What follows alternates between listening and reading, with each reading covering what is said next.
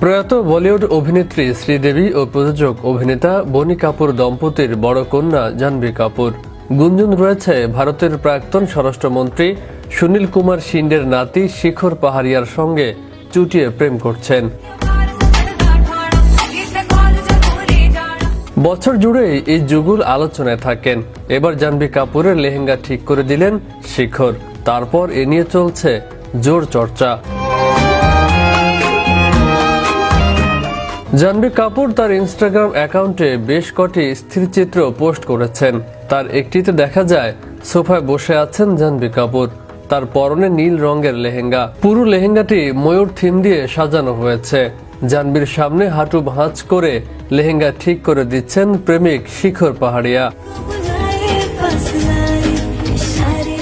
প্রিয় অভিনেত্রীকে এমন লুকে দেখে মুগ্ধতা প্রকাশ করছেন নেটিজেনরা। পাশাপাশি প্রেমিকার প্রতি প্রেমিকের কেয়ারিং আলাদা নজর কেড়েছে। জাহ্নবীকে কেউ কেউ বলছেন নীল হীরা, কেউ কেউ বলছেন বলিউডের রানী।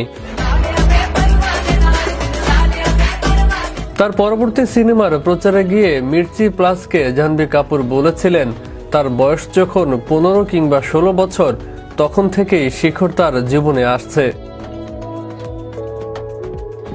শিখর পাহাড়িয়ার সঙ্গে সম্পর্কের কথা কখনো স্বীকার করেননি জাহ্নবী কাপুর। তবে গত মে মাসে শিখরকে নিয়ে মন্তব্য করে প্রেমের সম্পর্কে সিলমোহর দেন তিনি। তার পরবর্তী সিনেমার প্রচারে গিয়ে মির্চি প্লাসকে জাহ্নবী কাপুর বলেছিলেন তার বয়স যখন 15 কিংবা 16 ঠিক তখন থেকেই শিখর তার জীবনে আসে। এর আগে শিখর জাহ্নবীর অন্তরঙ্গ একটি ছবি সোশ্যাল মিডিয়ায় ভাইরাল হয়েছিল। তারপর অনেকের সঙ্গে নাম জড়িয়েছে এই নায়িকার। সময়ের সঙ্গে আড়ালে পড়ে যায় শিখরের নাম। দীর্ঘ বিরতির পর গত বছরের শেষের দিকে একসঙ্গে দেখা যায় জাহ্নবী শিখরকে। তারপর এই জুটির পুরনো প্রেম চর্চায় পরিণত হয়। কিছুদিন আগে নিজের জন্মদিনে কথিত প্রেমিককে নিয়ে মন্দিরে যান জাহ্নবী কাপুর। জাহ্নবীর অভিনীত সর্বশেষ মুক্তিপ্রাপ্ত cinema mister and Mrs Mahi. গত 31 মে মুক্তি পায় এটি। বর্তমানে জাহ্নবীর হাতে বেশ কয়েকটি সিনেমার কাজ রয়েছে।